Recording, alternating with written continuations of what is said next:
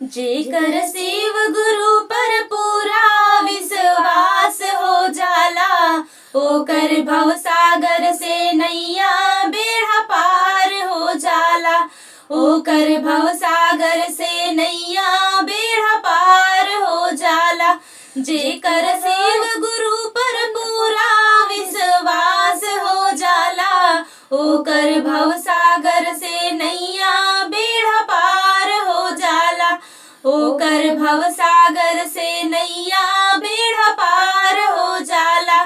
जेकरा रहे के ना सहे के ठिकाना ना रहेला, ओकर महला दू महला तैयार हो जाला। ओकर महला दू महला तैयार हो जाला।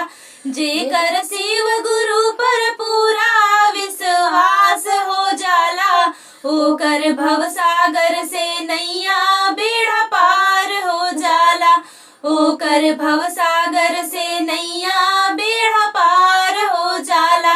जेकरा पहिने के ना ओढ़े के ठिकाना ना रहेला, ओकरा चुनरी पर चुनरी तैयार हो जाला।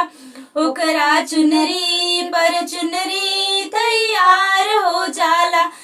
जेकर शिव गुरु पर पूरा विश्वास हो जाला, ओकर भव सागर से नैया बेड़ा पार हो जाला। ओकर भव सागर से नैया बेड़ा पार हो जाला। जेकरा खाए के ना पिए के ठिकाना ना रहेला, ओकरा 56 रंग भोजन तैयार हो जाला। ओकरा 56 रंग भोजन तैयार हो जाला। जेकर शिव गुरु पर पूरा विश्वास हो जाला, ओकर भव सागर से नैया बेड़ा पार हो जाला। ओकर भव सागर से नैया बेड़ा पार हो जाला। जेकरा बोले के ना चाले के भाई बहिना ना रहेला, ओकरा गुरु बहिना तैयार हो जाला।